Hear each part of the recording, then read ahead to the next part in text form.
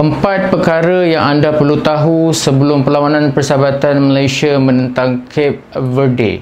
Yang pertama, untuk perlawanan menentang Cape Verde ini merupakan perlawanan persahabatan antarabangsa Tier 1.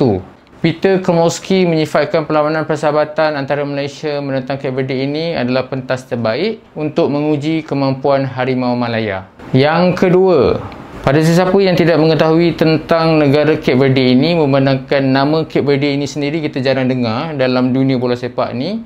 Cape Verde merupakan salah satu negara yang terletak di dalam benua Afrika. Untuk pasukan bola sepak, mereka merupakan antara pasukan bola sepak terbaik di Afrika. Dibarisi pemain-pemain yang berkualiti seperti Logan Costa yang bermain di Villarreal dan juga Bebe yang bermain di Ibiza. FIFA ranking terkini untuk Cape Verde adalah di tangga 72, di mana kita pula di tangga 131.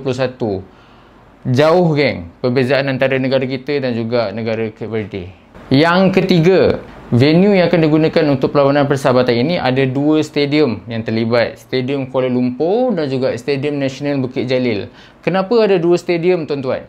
Ini kerana pasukan negara kita akan bertemu Cape Verde sebanyak 2 kali. Perlawanan persahabatan yang pertama akan dijalankan pada 29 Mei di Stadium Kuala Lumpur. Perlawanan itu dibuka untuk orang ramai hadir memberi sokongan. Untuk perlawanan kedua pula akan dilakukan pada 3 Jun di Stadium Nasional Bukit Jalil dan perlawanan itu akan dijalankan secara tertutup. Dan yang keempat, seperti mana kita tahu, perlawanan persahabatan ini adalah ujian sebelum kita bertemu dengan misi sebenar, iaitu bertemu Vietnam pada bulan Jun nanti. Cape Verde dan Vietnam mempunyai banyak perbezaan, terutamanya dari segi menyerang, dari segi corak permainan, dari segi filosofi football, dan ability pemain pun kalau kita tengok sangat-sangat berbeza, di mana Cape Verde sebenarnya jauh lebih baik daripada Vietnam.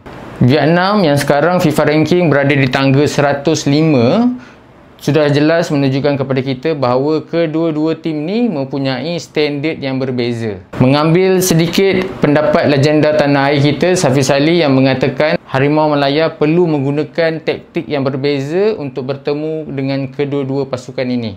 Untuk penutup video pada kali ini, aku ingin mengatakan objektif sebenar Peter Komorowski di dalam perlawanan persahabatan ini bukan sahaja semata-mata untuk mencari kemenangan, namun lebih kepada mencari keserasian pemain sesama pemain dan membaiki kelemahan yang ada di dalam negara kita. Pada masa yang sama, kita dapat menguji keupayaan pemain-pemain Harimau Malaya bersaing dengan negara yang jauh lebih hebat daripada negara kita. Ingat tuan-tuan, misi sebenar kita adalah perlawanan menentang Vietnam.